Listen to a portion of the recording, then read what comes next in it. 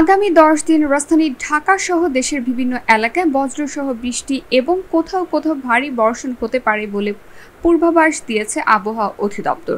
আবহাওয়া অধিদপ্তর জানিয়েছে, মৌসুমী বায়ুর অক্ষের বর্ধিতাংশ রাজস্থান, উত্তরপ্রদেশ, বিহার ও পশ্চিমবঙ্গ হয়ে বাংলাদেশের মধ্যাঞ্চল অতিক্রম করে আসাম পর্যন্ত বিস্তৃত রয়েছে। এর একটি শাখা উত্তর বঙ্গোপসাগর পর্যন্ত প্রসারিত।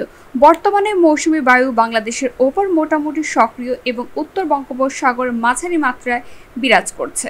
শনিবার ১২ জুলাই সকাল ৯টা থেকে পরবর্তী ২৪ ঘন্টার পূর্বাভাসে বলা হয়েছে, খুলনা, বরিশাল, চট্টগ্রাম ও সিলেট বিভাগের অনেক জায়গায় এবং রংপুর, রাজশাহী, ময়মনসিংহ ও ঢাকা বিভাগের কিছু কিছু জায়গায় অস্থায়ীভাবে দমকা হাওয়া সহ হালকা থেকে মাঝারি ধরনের বৃষ্টি বা বজ্র সহ বৃষ্টি হতে পারে। সেই সঙ্গে খুলনা, বরিশাল, চট্টগ্রাম ও সিলেট বিভাগের কোথাও কোথাও মাঝারি ধরনের ভারী থেকে ভারী বর্ষণ হতে পারে। সারা দেশে দিন ও রাতের তাপমাত্রা সামান্য বাড়তে পারে।